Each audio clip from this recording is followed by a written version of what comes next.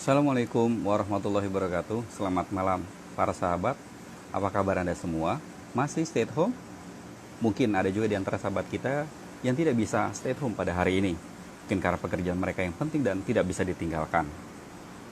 Tapi malam hari ini kita doakan, baik Anda yang stay at home ataupun Anda yang tidak bisa stay at home, tetap sehat walafiat dan keluarganya dijauhkan dari wabah penyakit corona.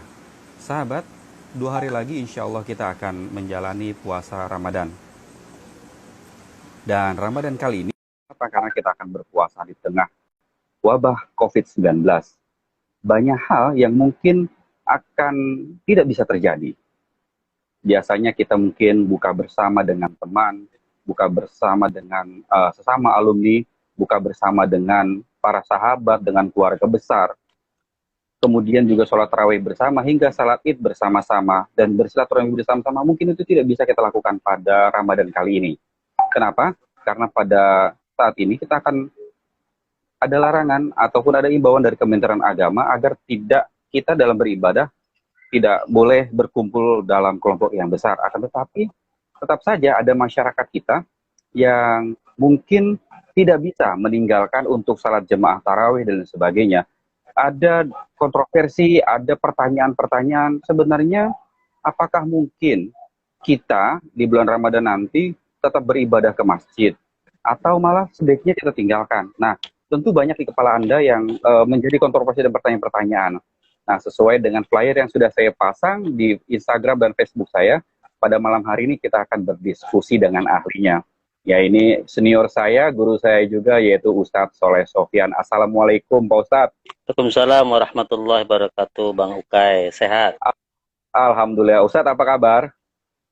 Sehat walafiat. Tetap di rumah saja, nggak kemana-mana. Alhamdulillah. Ustadz, saat ini sedang di Bekasi atau di Jakarta Utara? Iya, saya sekarang ada di sektor 1. Enggak lah. Di Terus, tempat juga iya. sedang terjadi ini ya, apa PSBB Ustadz ya?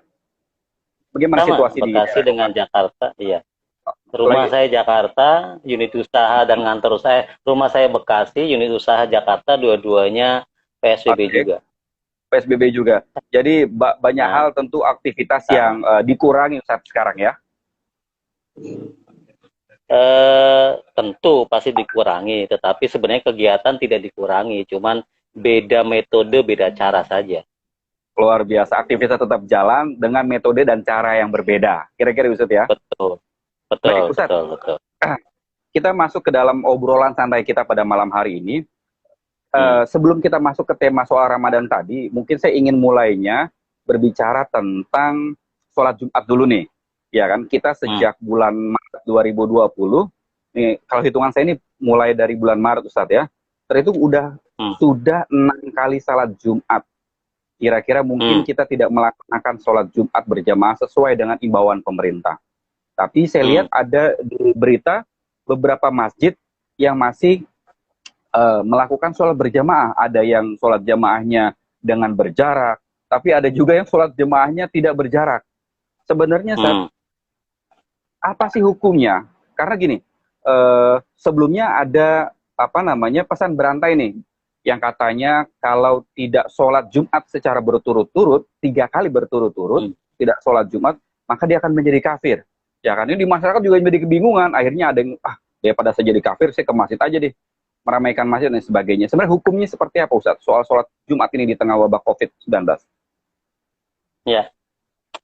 Eh, ada paling tidak kira-kira ada 3, 4, 5 hadis yang membicarakan tentang tidak melaksanakan sholat lebih dari 3 kali. Oke.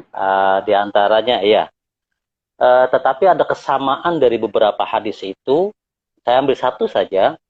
Mhm. Hadis Rasulullah SAW, mentorqa Jum'at thalatha marrat tahawunan biha taba'allahu qalbah. Siapa orangnya yang mendirikan sholat Jumat 3 kali, maka kemudian dia tahawunan, ya, tahawun itu artinya menyepelekan. Taba'allahu ala Mhm. qalbah, maka Allah akan tutup hatinya. Ada Mhm. hadis yang membicarakan tentang tidak melaksanakan sholat Jumat, tapi mengandung sebab. Oke. Nah, kemudian di akhir hadis-hadis itu ada yang mengatakan kafarah, ada yang mengatakan taba'allahu, dan seterusnya. Nah, ada beberapa kesamaan dari hadis itu. Ada orang yang meninggalkan sholat Jumat dengan sebab tahawun. Gitu, Bung. Oke. Iya. Tahawun itu kalau saya ambil dari kitab Nihayatul Mukhtar kalangan Ar-Ramli, itu paling tidak mengandung tiga sebab. Kenapa disebut dengan tahawun itu? Yang pertama, biala yakuna li'udrin. Orang itu tidak punya udur. Dia tahu waktu yang sholat Jumat, tapi dia nggak punya udur, tetap tidak sholat Jumat. Yang kedua, wala yasna'a min dzalika i'tirafuhu biwujubiha. Ada orang yang tidak melaksanakan Jumat dan dia tahu itu wajib tapi tidak melaksanakan. Nah, itu kalau di beberapa di hadis berikutnya itu termasuk kafarah. Cuma nanti kafarah itu ada beberapa kategori orang-orang yang kufur itu, ya. Ada kufur nifak. Siapa kufur nifak itu dalam dalam riwayat Rasulullah SAW, ada orang-orang yang meninggalkan sholat Jumat dikategorikan sebagai kufur nifak. Siapa itu? Mereka-mereka yang secara lisan itu mengaku Islam, tetapi secara keyakinan tidak mau melaksanakan syariat. Itu namanya kufur nifak.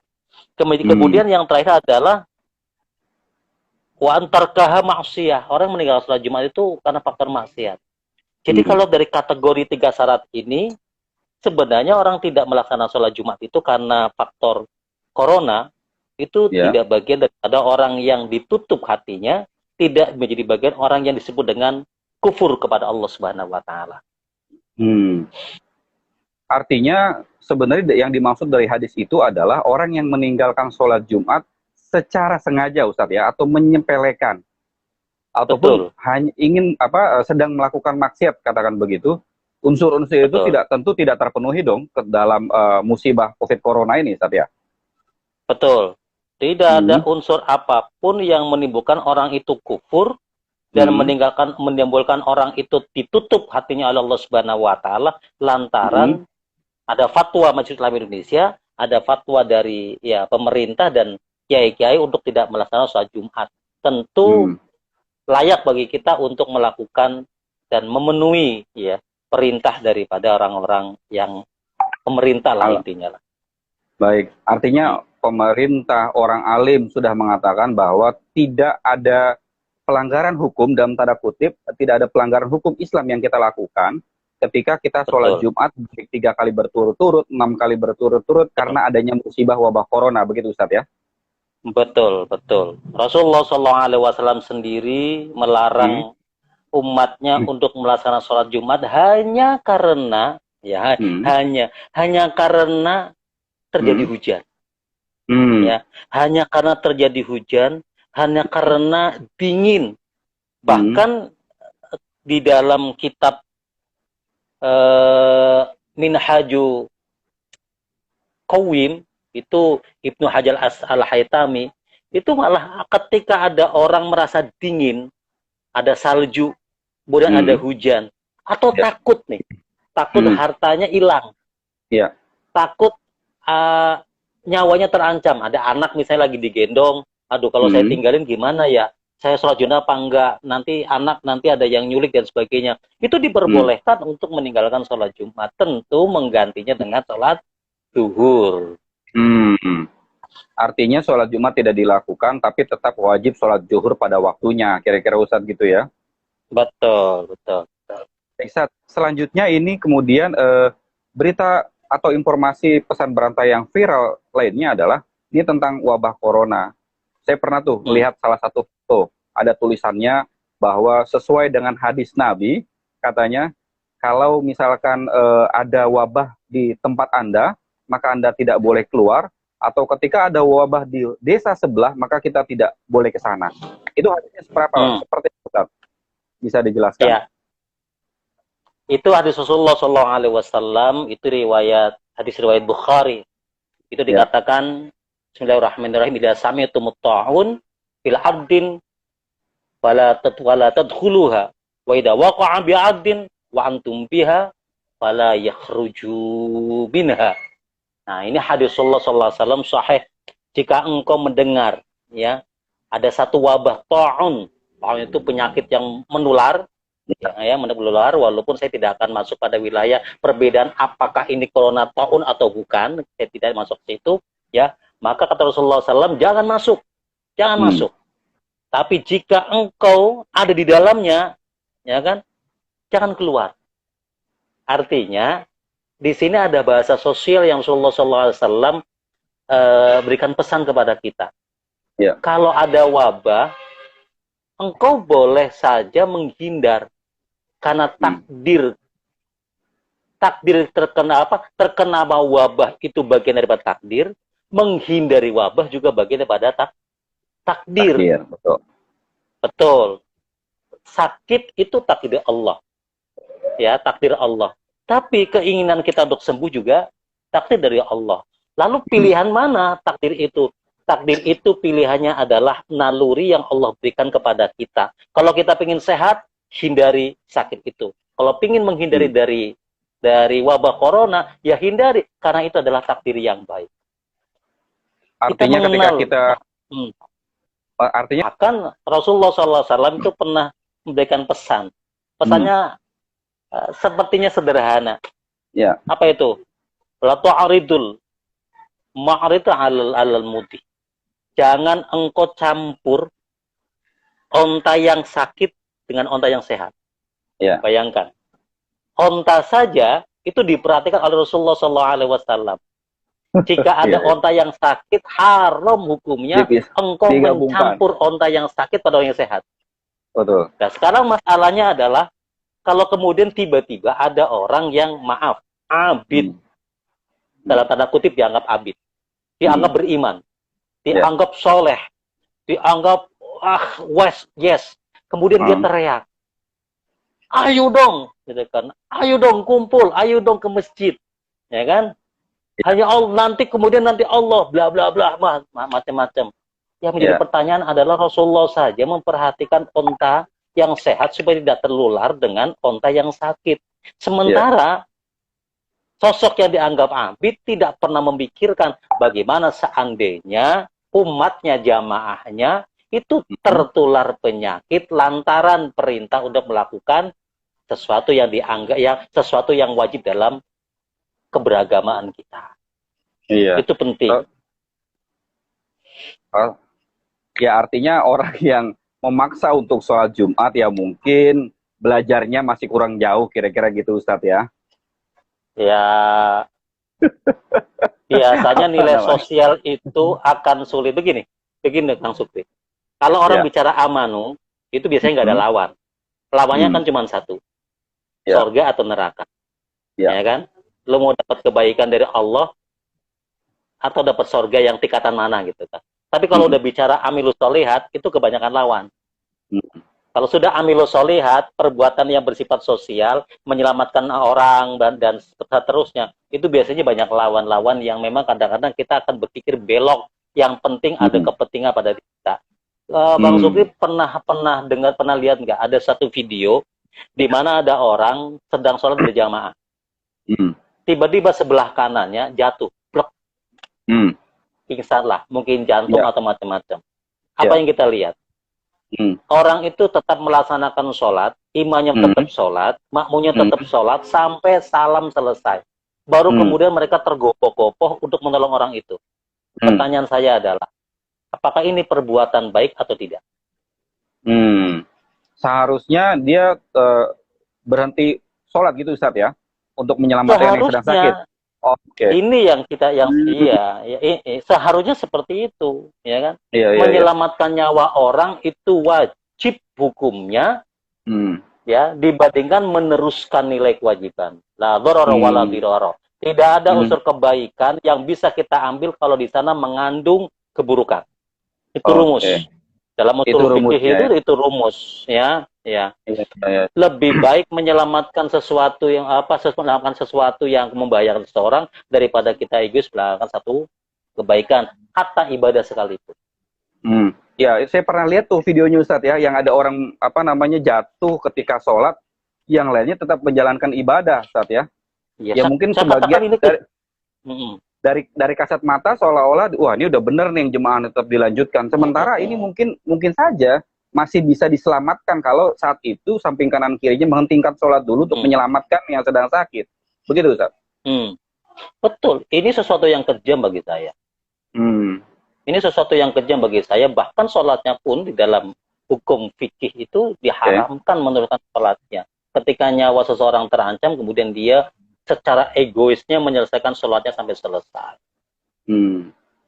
Baik. Baik Ustaz, sekarang kita masuk nih ke pertanyaan tentang ibadah Ramadan di tengah COVID 2019. Ini kan beberapa waktu lalu Kementerian Agama sudah melakukan himbauan, pelarangan agar tidak melakukan sholat tarawih bersama, kemudian tidak melakukan sholat Jumat tentu dalam kondisi yang padat lain sebagainya tidak boleh dilakukan lain sebagainya. Tapi kemudian ya tentu sama seperti sholat Jumat tadi Ustaz. Mungkin ada saja nanti masjid-masjid yang akan tetap ngotot menyelenggarakan sholat tarawih, akan menyelenggarakan ya kumpul-kumpul atau buka puasa bersama, atau mungkin juga ada juga yang masih buka bersama dengan teman-teman atau keluarga besarnya. Kalau menurut hukum fikih sendiri Ustaz, boleh nggak sih kita tidak sholat tarawih, kemudian tidak melakukan sholat jemaah ketika bulan puasa? Karena mungkin namanya bulan puasa ya, orang kan sedang berlomba-lomba mengejar yang namanya pahala sebanyak-banyaknya, karena ini setahun sekali dan pahalanya berlipat-lipat. Ketika Bani Thaqif akan melakukan baiat kepada Rasulullah SAW, tiba-tiba terdengar di perjalanan ada satu orang yang terkena penyakit kusta, dan itu menular. Maka kemudian diperintahkan oleh Rasulullah SAW untuk berhenti, dan Rasulullah memberikan satu utusan kepada mereka, mengutus utusan kepada mereka. Apa isi pesannya? Isi pesannya adalah bahwa Rasulullah sudah menerima baiat Anda untuk masuk agama Islam dan mengikuti Rasulullah SAW, dan diminta pulang kembali ke rumahnya, tidak harus bertemu dengan Rasulullah SAW. Baiat itu bersifat wajib. Melaksanakan orang yang akan berbaiat pada Rasulullah itu bersifat wajib. Yang wajib saja Rasulullah ya undurkan pelaksananya, dan Rasulullah sudah mengatakan, silakan pulang, aku terima baiatmu, dengan tanpa bertemu dengan Rasulullah SAW dan tanpa bersalaman. Karena apa? Karena saat itu ada yang satu saja terkena penyakit kusta. Nah, ini yang wajib, Bang. Ini yang wajib, Bang. Nah, bagaimana dengan tarawih dan seterusnya? Ayolah, saudaraku. Ibadah itu merupakan nilai kenikmatan pada seseorang. Dan tarawih itu bersifat sunnah. Jangan tinggalkan ibadah-ibadah yang hebat yang muncul di bulan suci Ramadan. Mungkin setahun yang lalu kita sudah berguru di masyarakat dengan kiai-kiai tarawih bersama-sama. Ayo pulang ke rumah masing-masing, praktek tarawih di rumah. Praktek tarawih di rumah, yang sebagai suami, ayo jadi imam. Yang sebagai anak laki-laki, udah pulang dari pesantren, belajar jadi imam, hafalkan surah-surah yang dihafal, yang memang harus dibacakan di tarawih. Setelah itu tadarus bareng-bareng, qiyamul bareng-bareng. Praktekkan, mumpung sekarang ada corona. Mumpung sekarang ada corona. Biasanya madrasahnya kan kita setahun yang lalu di luar, Bang. Ya kan? Sekarang madrasahnya di rumah. Ya kan? Sekali-kali lah jadi imamnya istri kita gitu. Sekali-kali pengen dengar suara papa, ya kan? Sekali-kali pengen dengar suara papa yang merdu untuk jadi imam tarawih. Oh, nggak hafal Ustadz? Ya sudah, ambil Quran, buka, ya kan, sambil baca untuk jadi imam. Surah mana dulu harus dibaca terus. Nggak bagus Ustadz, nggak masalah. Kesolehan seorang ayah itu tidak bersumber dari suara yang merdu. Artinya sebenarnya gitu, ini momentum ya. Ibaratnya di tengah kita, biasanya kan kalau bulan Ramadan, terutama antum Ustaz ya kan, ketika bulan Ramadan ini kan pasti kesibukan untuk ceramah di sana sini ya kan, tablik dan sebagainya di sana sini. Sekarang justru merekatkan diri atau lebih sering berada di rumah. Gimana Ustaz? Lebih banyak nyeramain istri. Kalau selama ini saya pernah dengar ceramahin banyak orang, ya kan? Iya, sekarang istri, keluarga dan anak kan nggak pernah saya ceramain. jarang saya ceramain, ya kan. Dan sekarang enakan tiap hari nyeramain. Apalagi kalau pagi nggak ada nasi, siang ada nasi, rajin ceramahnya itu. Jadi ceramahnya udah dimulai dari pas sebelum sarapan Ustaz ya. Iya, iya, iya. Ya, tapi Ustadz itu Oke. kan artinya Hmm, dakwah itu kan betul dakwah kalau betul. sudah menjadi hobi, sudah lepas Hmm, dari hal apapun, pasti dia punya kreativitas tersendiri dong. Sekarang ini iya dari ya. mulai Senin, Selasa, Rabu, Kamis, saya selalu duduk di depan HP saya, Iya. ya akhirnya ngajar dengan mereka-mereka, ya kan, Hmm, melalui ya kayak gini seperti kayak Bang Sukri, pakai iya. aplikasi-aplikasi. Ya jamaahnya ya alhamdulillah, walaupun nggak begitu banyak, tetap saya bisa buka kitab, saya bisa ngomong depan jamaah dengan eh, fasilitas eh, alat modern seperti ini. Ya, artinya ada hikmah tentu di balik itu. Tapi sebelum kita ngomongin hikmah, karena itu akan nanti di akhir. eh Hmm, ini saya ingin tanya juga, kan Indonesia ini umat Islamnya ini sangat majemuk, banyak kelompok. betul. Ada yang kelompoknya besar, ada yang kelompok kecil. Kadang-kadang kita nanti ini bakal nemuin ikhtilaf atau perbedaan. Bulan Ramadan masuk saja nanti akan ada perbedaan. Ya Hmm, kan, bulan Ramadan perbedaan, nanti ketika Idul Fitri ada perbedaan. Nah, tentu mungkin ada saja umat Muslim, sebagian umat Muslim Indonesia yang tetap ngotot nanti beribadah untuk kumpul bersama dengan yang lain. Nah, hmm, kadang-kadang kita tentu dari masyarakat berharap pemerintah ini tegas, pemerintahnya hmm, agak keras, melarang dan lain sebagainya. hmm, Tapi di satu sisi mungkin kalau saya berpikirnya pemerintah juga gamang, karena kan hmm. ketika orang lagi ibadah tiba-tiba disuruh keluar dari masjid dan lain sebagainya, wah nanti isu yang keluar adalah pemerintah melarang orang sholat, pemerintah melarang Hmm, orang tarawih. Nah, kalau antum sendiri hmm. sebagai tokoh masyarakat ini gimana ngelihat apa namanya ketegasan sikap pemerintah dengan masyarakat yang ngotot untuk tetap ibadah bersama-sama? Saya pikir sekarang ini lapisan dari pemerintah, kemudian lari ke pemerintah daerah, bersama Mm-mm. dengan ulama-ulama yang ada di Majelis Ulama Indonesia dan sebagainya, atau beberapa teman-teman yang ada di revisi, sepertinya sudah mulai kompak, Pak. Sudah Hmm, mulai kompak untuk oke. memberikan pencerahan kepada umat tentang Hmm, bagaimana bahayanya virus corona itu. Tapi hmm, memang ada beberapa wilayah-wilayah yang belum sampai ke grassroots ya tentang hmm, ini ya. Ada teriak ya. misalnya pasar kok rame gitu ya, Iya, ya, mall betul betul rame betul. pada berani, giliran ke Iya. masjid malah nggak Pada- berani, setan itu kan gitu kan. Malah ada ustadz itu di belakang daerah saya itu, dasar eh, ustadz bangsat, ustadz setan, aduh ampun sulah gitu lah. Karena ustadznya nggak mau datang. Jadi memang kalau di levelan para ustadz-ustadz dan para ulama-ulama yang sudah tahu hukum, itu mereka iya. menyadari mereka tidak Hmm. hadir sebagainya. Tapi memang imbasnya adalah Hmm. ya mereka harus siap diomelin oleh umat. Disangka Ya, Ustadz penakut gitu ayolah, ya. iya. Dasar ustadz penakut. Karena khotibnya nggak datang, khotib nggak datang, imamnya nggak datang, gitu loh. Hmm. Ya, Oke. eh, kita ya maklumi lah, kita maklumi Hmm. saja. Oke. Sehari 2 hari, seminggu 2 minggu mungkin masih orang bilang masih demam, tapi kesini Iya. kesini Insya Allah sepertinya sudah mulai memahami. Sebagian Hmm. malah saya ada cerita sedikit, Pak. Iya. Ketika saya ingin pulang kampung, sekiranya saya ingin Hmm. pulang kampung, 2 kali saya ingin pulang kampung, saya sudah siapin makanan, sudah siapin oleh-oleh, sudah siapin bekal untuk orang tua saya, dan saya akan ngadep orang tua saya. Apa kata orang tua saya? Jangan ketemu dulu, Iya. tunggu nanti selesai. Coronanya sudah hilang, jangan ketemu dulu. Bayangkan Iya, iya. coba, kekangenan seorang anak itu ditolak oleh orang tua yang sudah tahu tentang bahayanya corona. Betul. Sebenarnya kan Justru kalau mereka sebenarnya mereka udah paham gitu kan. Cuman memang ya ya.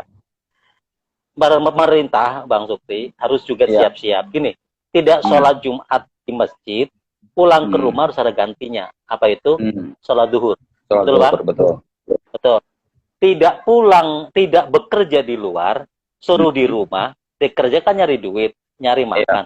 Pulang ke Iya. rumah, dia harus ada penggantinya. Hmm. Ya harus ada makanan di rumah gitu loh maksud saya. Iya, Kalau iya, mau iya. kalau betul ya, cara Betul. ojol itu kan hanya muter-muter nyari duit. Kalau memang disuruh ke rumah, dia harus dapat duit gitu loh masalahnya. Hmm. Nah, Betul. kenapa pasar rame? karena nggak ada penggantinya di rumah. Iya. Kenapa mesti cepet banget? Tidak ada sholat Jumat, ya kan? Iya. Cepet banget, masjid nggak ada sholat Jumat. Dua hal. Yang pertama, ini pertanda bahwa ulama kita taat kepada pemerintah. Iya. Yang kedua, ada penggantinya, sholat duhur. Jadi jangan salahkan kalau seminggu 2 minggu kata penjatah. Ini pemerintah daerah, pemerintah pusat nggak ngasih solusi jatah di rumah. Ya takut saya, maaf, mau ngapain Ustadz? Saya harus keluar, kan begitu, gitu kan? Jadi ini harus dipikirkan. Belum nanti bulan Ramadan. Betul. Jadi sebenarnya insentif pemerintah jangan hanya terhadap yang kelihatan seperti ojol dan sebagainya. Mungkin pemerintah harus lebih detail lagi, Ustaz ya, untuk Iya, saya paham arah Anda bicara. Iya. Saya paham juga maksud Ustaz tadi. Jadi maksudnya sini dialami juga karena ada beberapa teman juga saya yang kebetulan guru ngaji, Ustadz yang juga banyak cerita. Ya, bagaimanapun kan almarhum ayah saya juga seorang ustadz dan saya juga tahu bagaimana hari-hari beliau almarhum dulu, ya kan. Nah, bagaimanapun dengan dampak corona banyak sekali kelompok masyarakat yang terdampak gitu, Ustadz ya. Jadi selain ojol, tukang gorengan, tukang beca, tukang gado-gado, ya tentu juga ustadz juga terpengaruh juga dengan COVID. Tapi nanti kita akan bicara lagi soal itu. Ini ada kebetulan ada pertanyaan melalui WA dari teman saya, Ustadz. Ada pertanyaan ini terkait dengan ini kan wabah COVID Corona, ada yang sedang sakit dan lain sebagainya. Ini nanti bagaimana saat ketika mereka berpuasa hukumnya? Karena kan ada yang sakit, ada keluarga yang nungguin orang sakit, bahkan nungguinnya itu kalau COVID kan beda dengan sakit biasa. Kalau sakit biasa nungguinnya di dalam rumah sakit kan, ini nunggunya di luar, bahkan di pelataran dan lain sebagainya. Apa hukumnya mereka dalam berpuasa, Ustaz? Jadi biar mereka tenang juga nih dalam berpuasa nanti. Ini langsung jawab ini. Iya, langsung jawab dong. Iya. Pikir kalau ada yang nanya, kasih hadiah Bang Sukri. Iya, kita kasih hadiah. Pertanyaan yang bagus, Iya, hadiahnya nanti ya. Hadiahnya itu brosur umroh. Brosur umroh. Ya. Puasa itu bersifat wajib bagi siapa? Bagi yang punya kemampuan untuk berpuasa. Iqla'ul batni min tulul fajri ila ghurubi syamsi. Dari mulai terbitnya fajar sampai tenggelamnya matahari. Tetapi juga puasa itu menjadi tidak wajib ketika ada udzur. Tapi udzurnya ada udzur syar'i di dalamnya. Siapa itu? Mereka-mereka yang satu dalam kondisi musafir dalam perjalanan, itu boleh. Yang kedua dalam kondisi sakit. Nah, mereka-mereka yang terkena COVID itu kan dari kondisi sakit, maka dia boleh untuk tidak berpuasa, ya. Atau kemudian dalam masyakoh yang sangat berat, ya kan, dia mengalami kesulitan, ya, fisiknya tidak kuat, maka itu diperbolehkan, tetapi kemudian bisa diganti di lain waktu. Begitu.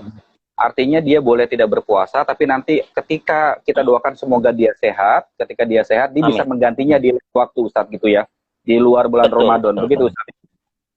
Nah ini ini ada pertanyaan lagi, Ustadz, dari Bang Yos Independen nih. Ini dia nanya, ada yang pernah nanya ke dia katanya, kalau bikin sholat Jumat live streaming secara sunnah, apakah boleh, Ustadz, katanya. Jadi ini karena memanfaatkan teknologi mungkin. Jadi sholat Jumatnya pakai live streaming, Ustaz. Gimana hukumnya itu? Ya, hukum sholat Jumat itu bersifat fardu wajib, fardu kifayah. Dan salah satu syarat dari sholat Jumat itu adalah dilakukan secara berjamaah. Ketika berjamaah itu majmu'an, dia berkumpul dalam satu tempat. Berkumpul dalam satu tempat, di sana ada khotibnya, 2 kali khotib, kemudian melaksanakan secara berjamaah. Bagaimana, Ustaz, kalau terjadi live streaming? Ya, kalau live streamingnya kemudian khotibnya itu sendirian di luar, tidak ada perkumpulan secara berjamaah, maka tentu tidak diperbolehkan.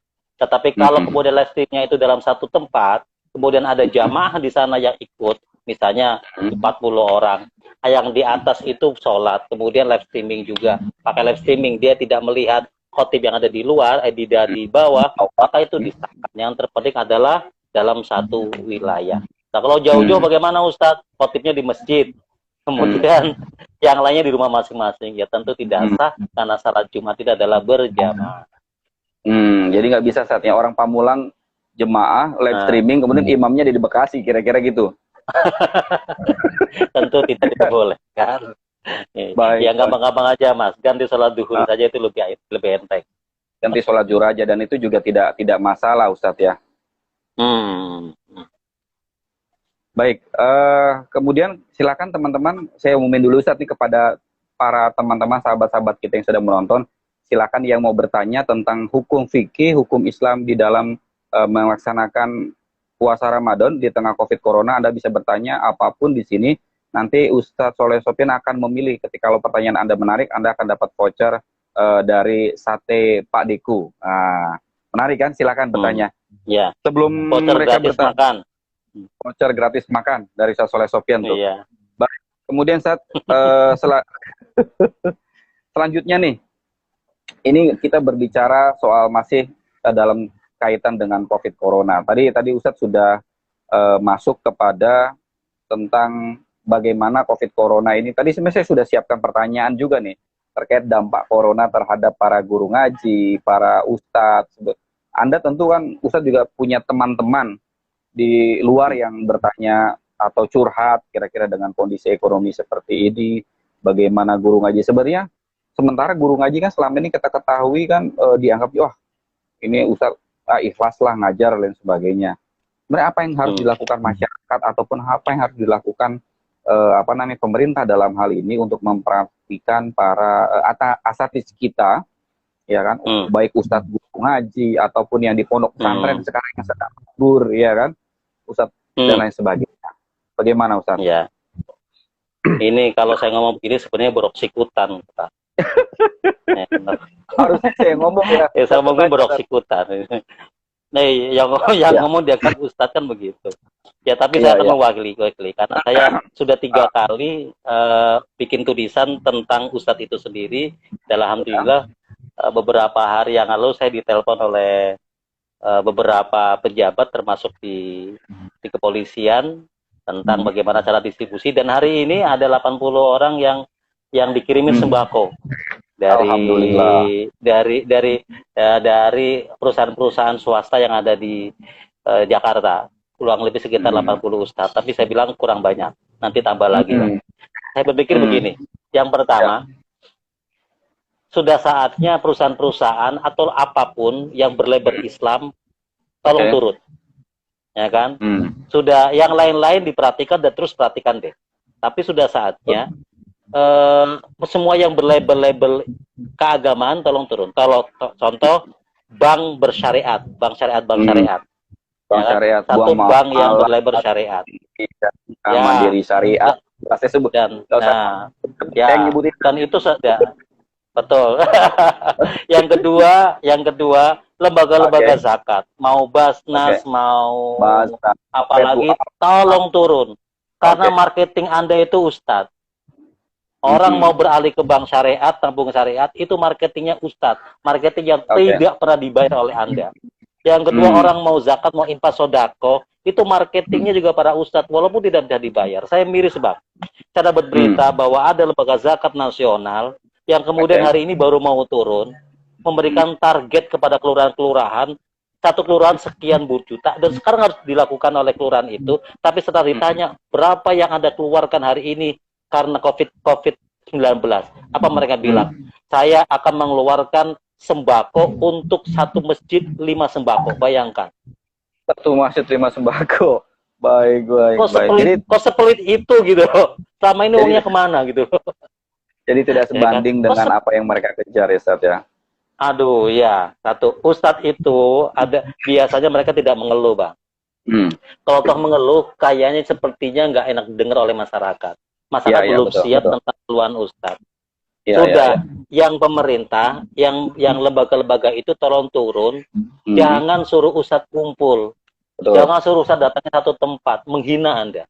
Iya tuh. Mintakan rekening mereka, mintakan rekening mereka, kemudian atau mintakan alamat mereka, anterin, jaga muru'ah kehormatan mereka. Dua, sahabat-sahabat yang biasa ngaji sama Ustadz, sudah sekarang tutup mata, Ustadz itu mampu, kaya, punya duit, dan seterusnya. Karena usaha mereka tidak seperti usaha Anda yang bisa berangkat pagi pulang sore. Usaha mereka itu paling sampingan-sampingan, selebihnya hampir 80% dipakai untuk ngajar. Hari ini tidak ngajar, tolong sisihkan karena Anda bisa kerja. Satu orang telah 20.000, 20.000, 20.000. Kemudian tiap minggu sekali kan mereka ngajar. Mintakan rekening mereka. Kemudian transfer setiap dia ngajar. Kalau biasanya tiap ngajar, maaf 1 juta, nggak usah banyak-banyak. Cukup setiap waktu dia ngajar 400.000, itu sudah bentuk kebahagiaan. Ustadz insya Allah ikhlas. Yang bikin ikhlas itu hilang, itu kalau kemudian tiba-tiba di dapur itu tidak ada beras, istri ngeluh, kemudian nyiapin centong di depan suaminya, itu jadi masalah. Harapannya Ustadz juga manusia. Baik, sebenarnya Bang, saya mau ngadu sedikit, Bang. Saya mau ngadu sedikit. Setiap hari itu HP saya, WhatsApp saya, itu minimal ada 2 WA. Minimal ada 2 WA dari teman-teman itu. Ustadz, bisa nggak pinjem barang 200.000? Sedih saya.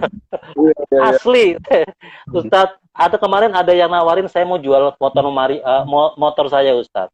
Yang satu ini, yang satu ini. Inilah kreditannya belum selesai, boleh nggak usah saya jual? Tiap hari 3 ada aja. Ustadz, saya nawarin A, saya jualan A, saya jualan B, jualan B. Jadi setiap hari ada aja itu kiriman-kiriman online yang saya sih seneng, mereka kreatif gitu loh. Di grup-grup itu sekarang isinya bukan tausiah, tapi isinya jualan. Jadi dampaknya sangat luar biasa dengan para ustadz. Tapi tentu juga benar kata Ustadz tadi, bahwa kita harus juga menjaga marwah daripada guru-guru kita, para ustadz, masyarakat. Jangan sampai ketika kemudian ada apa-apa, ustadz baru dipanggil-panggil, saya tolong ini, tolong itu, dan sebagainya. Tapi dalam kondisi saat ini, kemudian ustadz dilupakan. Yang diingat hanya ojek online saja akhirnya. Bukan ojek online tidak perlu atau penting, mereka juga penting. Tapi kemudian juga banyak juga masyarakat kita di sektor-sektor lain yang juga penting. Tadi juga ada lembaga-lembaga syariah tuh saya pikir menarik juga Ustadznya. Ini karena lembaga-lembaga syariah tuh dari lembaga keuangan besar-besar loh. Ada Bank Mandiri Syariah, ada BRI Syariah, ada BNI Syariah, macam-macam. Ada Bank Muamalah, Badan Amal Zakat, ada kemudian Dompet Duafa. Saya pikir saatnya mereka di tengah corona ini lebih peduli kepada para tanda kutip marketing mereka yang berbicara di masjid-masjid pribadi ya kan. Bagaimanapun antum juga sebagai marketingnya bank syariah di mana-mana untuk berzakat, untuk sebagainya kampanye. Tapi Anda tidak pernah oleh mereka. Betul kan Ustaz? Baik, Ustaz, ini ada pertanyaan lagi. Ya, apa ya? Jawab dulu Ustaz, yang tadi. Silakan. Yang mana? Oh, yang tadi. Yang tadi. Betul. Iya, saya bilang tadi. Ya, saatnya berpikir lah, gitu maksud saya. Berpikir itu, jangan terlalu banyak CSR-nya, gitu. CRS ke dalam, bikin acara di puncak, bikin acara seminar, yang kayak gitu-gitu kan, mohon maaf. Beberapa kali juga saya juga dipanggil. Monggo-monggo aja pemberdayaan yang nyari zakat dan sebagainya. Tapi, Mbok Yao gitu loh. Bahasa Arabnya apa ya Mbok Yao itu? Bahasa Inggrisnya.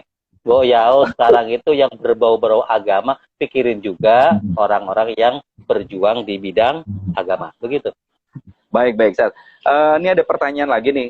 Kebetulan teman saya ini melalui WA, dia nanya mungkin terkait COVID, tapi ini ada masyarakat di satu daerah, saya nggak usah sebut, gak enak nanti dengan kepala daerahnya. Ada satu orang ibu-ibu, dia meninggal dunia karena dalam 2 hari terakhir dia tidak bisa makan dan dia hanya bisa minum air aqua galon saja selama 2 hari. Nah, ini buat masyarakat sekitar rumah dia atau kepala daerah di lokasi tersebut, saya tidak bisa sebutkan karena tidak enak nanti. Apa hukumnya saat bisa ada salah satu anggota masyarakat mereka yang dibiarkan atau tidak tahu dia kelaparan, dia hanya bisa minum air putih doang selama 3 hari sampai akhirnya kemudian meninggal dunia.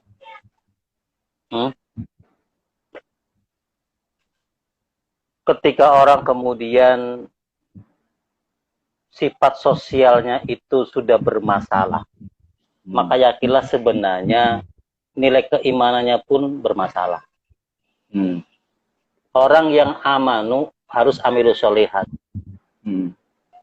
Orang yang kemudian mengaku beriman kepada Allah, kemudian menampakkan keimanannya dengan sholat, dengan puasa, dengan haji, dengan umroh berkali-kali, bahkan maaf, seperti saya pakai peci, pakai kayak begini, tapi kemudian dia tidak melaksanakan amilus sholihat, nilai sosialnya bermasalah, maka yakinlah bahwa apa yang dia lakukan yang bentuk simbol-simbol itu pasti bermasalah. Anda sholat mungkin karena harapin surga toh, takut neraka. Anda puasa itu karena mungkin ngadepin surga toh, takut neraka. Andai kan neraka nggak ada, surga nggak ada, kemungkinan terbesarnya adalah tidak melaksanakan sholat. Kenapa? Dalam Islam itu dalam Islam mengajarkan zakat fitrah, zakat mal. Artinya mustahil kalau ada orang ngaku iman tapi pelit. Mustahil kalau ada orang beriman pasti pelit. Dalam hukum, nah, artinya keimanannya itu tidak kuat, atau misalkan memang keimanannya justru salah jalan kira-kira kalau dia kepedulian sosialnya tidak baik. Betul, karena syarat A-nya itu ad-dararu yuzal. Syarat ibadah itu adalah ketika doror itu dihilangkan. Orang yang kelaparan dihilangkan, orang yang kesulitan dihilangkan. Kasus misalnya, ada orang bikin masjid. Masjid itu untuk sholat, untuk ibadah. Tapi masjid itu membuat jalan orang lewat itu menjadi sempit. Maka mana yang didahulukan? Yang dilakukan adalah jalan itu diperlebar supaya orang mudah untuk lewat.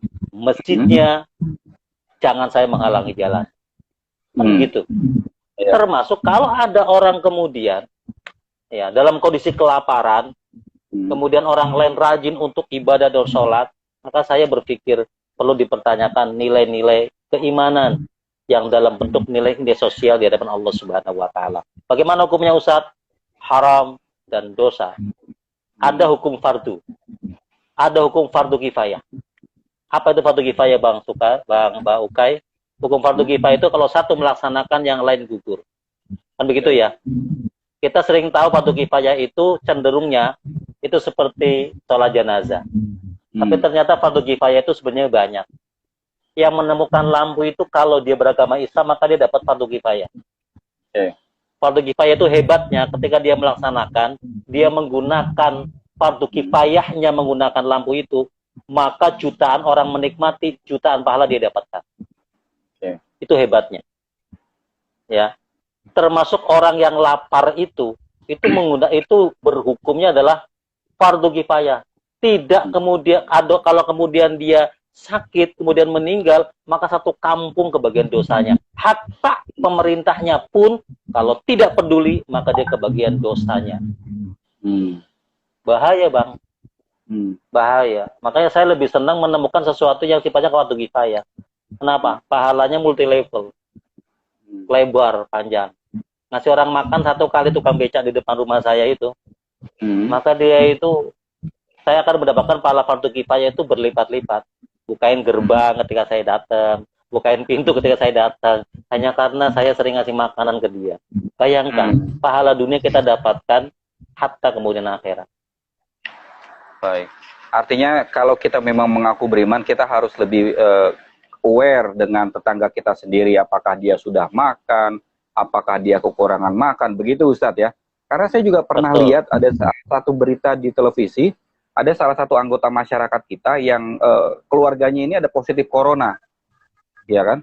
Ada di daerah lain itu dikucilkan, bahkan disuruh pergi. Nah kalau di daerah ini, di komplek ini, justru dia makanannya disuplai oleh tetangganya, Ustadz. Wah, itu ya, hebat itu. Tetangganya disuplai makanannya walaupun tidak berdekatan dalam jarak 2 meter, makanan dikasih dalam bentuk plastik begitu, dikasih, itu disuplai setiap hari. Nah, apakah memang itu justru nilai keimanannya sudah memang ini ciri-ciri orang beriman yang seperti itu, Ustaz ya? Solidaritas di tengah Covid dan bulan Ramadan. Orang itu berjiwa sosial yang tinggi. dan dia tahu rahasia di balik orang yang sakit. Apa rahasianya? Ada salah satu doa yang mudah dikabulkan oleh Allah Subhanahu wa taala. Siapa itu? Doa yang keluar dari lisan orang yang sakit. Maka kemudian saat orang itu terkena COVID, diuji oleh Allah terhadap COVID, kemudian tetangganya memberikan makanan, yang sakit itu kemudian dia bergumam dalam hatinya, ya Allah, tangga saya kok banyak duit ya, banyak rezekinya, maka doa itu akan terkabul di hadapan Allah Subhanahu wa taala. Kanan kirinya yang ngasih nasi itu Allah akan naikkan itu rezekinya. Subhanallah. Justru kemudian Hati-hati. di saat COVID ini adalah nih peluang kita untuk beribadah sebanyak-banyaknya, Ustadz ya. Dengan sholat Betul. dari gitu ya. Tinggikan solidaritasnya, banyak ngasih gitu loh. Jangan kebanyakan ngambil untung gitu. Ngambil untung di tengah-tengah kesempatan. Jangan nanti kita terlalu jauh ngomongin yang sedang rame saat namanya. Ini lagi rame juga nih bicara tentang mafia alat kesehatan. Jangan ke situ, itu urusan politik. Ya, tokoh agama itu. Mafia alat kesehatan itu sudah ada jauh-jauh hari. Puluhan tahun. Saya bermain Alkes itu mungkin sekitar 5-6 tahun yang lalu. Bagaimana sulitnya bagaimana dari mulai reniknya kecilnya barang-barang Alkes hanya sekedar jarum suntik saja impor. Bayangkan Mbak Ukay. Saya kalau udah ngomongin ini agak gemes. Itu nanti di lain kesempatan kita bicara itu. Lain kesempatan ketika saya berubah hingga pakai peci. Baik, kemudian kita berbicara tadi yang soal membantu masyarakat. Ini kan nanti memasuki bulan Ramadan tentu sesuai yang dijanjikan bahwa setiap amal kebaikan ini akan berlipat ganda ketika di bulan suci Ramadan saat. Ini kan masyarakat kita banyak juga, ada yang bagi-bagi masker, ada yang kemudian bagi-bagi APD ke rumah sakit. Bahkan kadang-kadang yang memberikan bantuan tuh tidak hanya umat muslim, banyak juga umat lain juga memberikan bantuan di bulan Ramadan ini. Gimana saat hukumnya ketika di bulan Ramadan nanti? Apakah justru ketika kita memberikan APD, masker di jalan-jalan untuk orang biar memiliki masker, itu pahalanya sama dengan ketika kita membantu fakir miskin, anak yatim ketika di bulan Ramadan? Membantu sesuatu kepada orang yang membutuhkan itu bagian daripada jihad di hadapan Allah Subhanahu wa taala. Ketika orang itu mau menolong manusia, maka pertolongan Allah akan datang kepadanya. Apalagi di bulan suci Ramadan. Bulan suci Ramadan adalah bulannya Allah Subhanahu wa taala. Wa ana ajzi'u bih. Orang yang melakukan kebaikan, amal-amal ketika Ramadan, maka kita tidak pernah bisa memprediksi berapa pahala yang Allah berikan. Itu hak prerogatif Allah Subhanahu wa taala. Duit kalau bisa dihitung itu sedikit, Bang. Ya. Jadi jangan bangga kalau bisa ngitung duit. Berarti kalau bisa dihitung itu sedikit. Itu masih sedikit. Kan gitu ya. Saya termasuk orang yang bisa ngitung duit saya.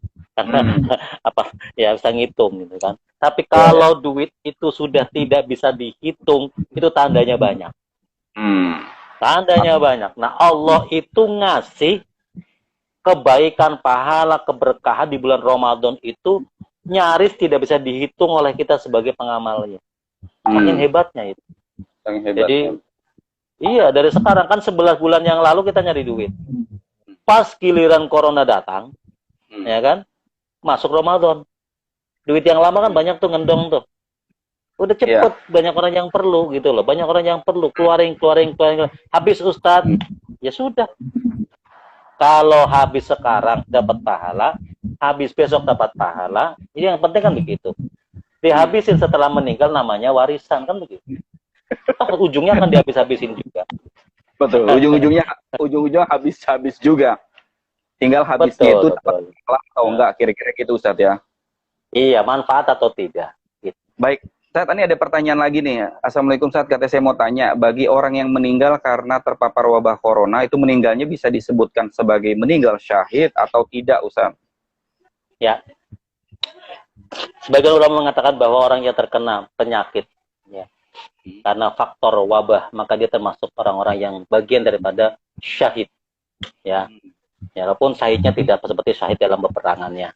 Maka sekali lagi, jangan pernah untuk menghinakan orang yang meninggal karena faktor wabah corona.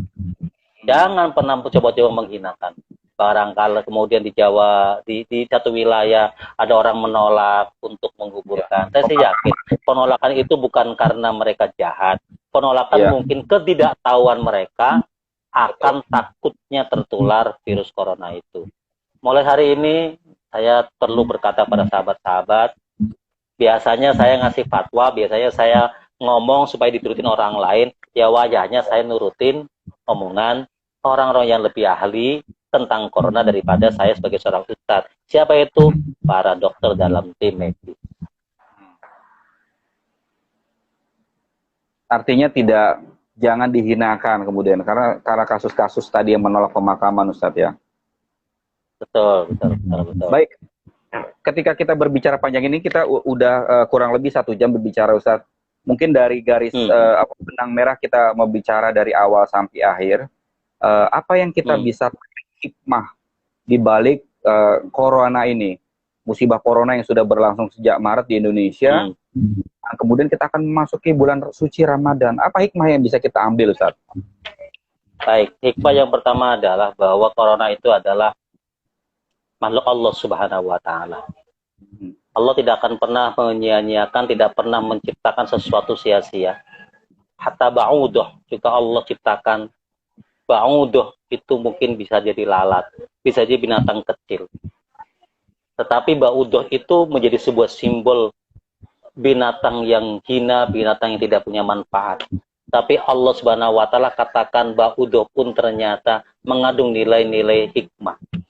Corona pun makhluk yang kecil yang tidak kelihatan. Lantaran corona kemudian kita bisa berpikir bahwa ternyata nikmatnya sholat di masjid. Kita ternyata baru sadar bahwa nikmatnya ngaji bareng-bareng. Kita baru sadar nikmatnya tutup umroh dengan tidak berumroh.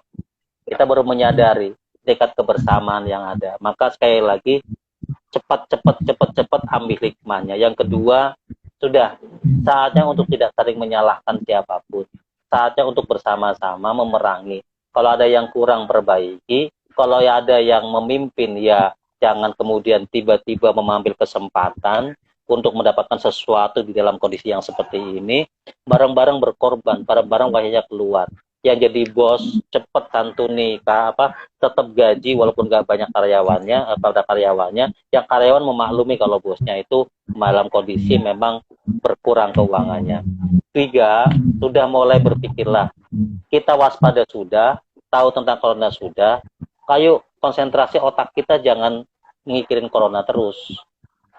Ya, jangan terlalu mikirin corona terus. Konsen ibadah, konsen sholat, konsen tahajud, konsen untuk beramal, semuanya konsen. Ya, yang punya usaha mulai berpikir bagaimana caranya untuk berinovasi supaya tetap jalan usahanya, tetap jalan kreasinya. Kalau corona hilang di otak kita, minimal satu penyakit di kita itu akan hilang. Apa itu? Penyakit takut. Orang itu akan terjun ke jurang itu bukan karena kaki kita yang gak kuat, tapi rasa takut ya kemudian kaki kita gemeter, kemudian dia jatuh. Termasuk kita terlalu berlebihan takut itu bermasalah. Ya, itu yang bisa memberikan kita pesan. Kalau hanya gangguan corona saja kemudian kita tidak bisa khusyuk dalam sholat, bagaimana kemudian datang gangguan itu dari jin dan setan yang akan mengganggu kita. Dengan corona saja kita sudah mulai jauh-jauh dari Allah Subhanahu wa Ta'ala. Gitu, luar biasa sekali Ustadz pengambilan hikmah atau kesimpulan dari diskusi kita pada malam hari ini. Yang pada intinya kalau bisa saya sarikan sedikit, yang pertama adalah bahwa corona ini hikmahnya adalah kita jadi mengetahui apa yang sebenarnya kadang-kadang manusia itu baru merasakan sayang atau merasakan rindu ketika dia kehilangan. Dia baru rindu datang ke masjid ketika dia sudah tidak boleh datang ke masjid. Dia baru rindu sholat taraweh ketika dia tidak boleh taraweh. Padahal kalau orang dan tahun-tahun sebelumnya, jangan-jangan dia juga taraweh bolong-bolong saat ya. Ya kan? Jangan aku gitu dong, Pak. Kok saya jadi ngakuan dosa. Jadi kadang-kadang ada intinya adalah satu, itu hikmah yang soal merindukan yang hilang. Yang kedua mungkin tadi yang saya setuju dengan Ustadz adalah di balik corona ini kita harus melakukan inovasi kreatif. Betul. Ya kan? Jangan kita hanya menyerah dengan keadaan. saya juga menyadari saat banyak sekali sekarang para pebisnis yang mulai kreatif, yang tadinya mungkin mereka melakukan seminar, dia melakukan motivasi melalui secara langsung di hotel-hotel dan sebagainya, sekarang nggak bisa. Mereka tetap melakukan motivasi tapi dengan cara digital, ya kan, duitnya tetap mengalir kira-kira gitu. Ada juga yang melakukan kursus misalkan, yang tadi melakukan kursus yang tadinya secara ketemu tapi kemudian sekarang melalui digital dan lain sebagainya. Jadi segala sesuatu hikmahnya. Baik, Ustaz Soleh Sofyan, ada yang mau disampaikan sebelum kita tutup? Ya. Sekali lagi, ya, wala tulku yaidikum ila tuhlikat. Jangan engkau bawa dirimu, jangan engkau bawa orang lain, jangan engkau bawa saudaramu, keluargamu, anak-anakmu kepada kehancuran. Karena kehancuran itu akan menimbulkan petaka bagi diri Anda dan bagi orang lain. Orang yang bertakwa adalah mereka-mereka yang menyelamatkan nyawa dan hati orang lain dan dirinya. Itu closing saya. Baik, terima kasih banyak Ustaz Soleh Sofyan atas waktunya dan tausiahnya pada malam hari ini. Semoga ini semua mencerahkan dan bermanfaat buat masyarakat kita, terutama masyarakat yang masih belum yakin bahwa kita mengikuti anjuran pemerintah ini adalah satu hal yang baik. Sekali lagi, terima kasih Ustaz Soleh Sofyan atas waktunya. Assalamualaikum warahmatullahi wabarakatuh, Ustaz. Waalaikumsalam warahmatullahi wabarakatuh. Baik, sahabat-sahabat, tadi kita baru saja selesai pengajian dengan Ustaz Soleh Sofyan. Pada intinya adalah kesimpulan yang bisa saya sarikan dari diskusi tadi, bahwa ketika nanti berlangsungnya bulan Ramadan, marilah kita beribadah secara khusyuk. Tidak perlu kita melakukan sholat tarawih bersama-sama, kita tidak di masjid, tidak perlu kemudian kita sholat Jumat bersama-sama di masjid. Percayalah bahwa Allah tahu apa yang sedang kita lakukan, bahwa Allah tahu niat kita. Kita doakan semoga nanti ketika memasuki bulan Ramadan kita menjalaninya dengan secara khusyuk, dengan kondisi sehat, dan kita ketemu selesai bulan Ramadan dan kita berdoa mudah-mudahan, dan kita berdoa di bulan Ramadan nanti karena kita tahu bahwa doa di bulan Ramadan sangat mustajabah. Kita berdoa semoga wabah COVID Corona ini segera selesai dan kita akan kembali ke masa-masa sebelum terjadinya COVID Corona. Terima kasih sudah mengikuti diskusi kita selama 1 jam terakhir. Semoga bermanfaat untuk Anda dan juga untuk saya. Selamat malam. Assalamualaikum warahmatullahi wabarakatuh. Ketika kita sedang stay at home atau bekerja dari rumah, ini juga menjalankan anjuran daripada Nabi Muhammad SAW, Ustaz, berarti ya? Betul.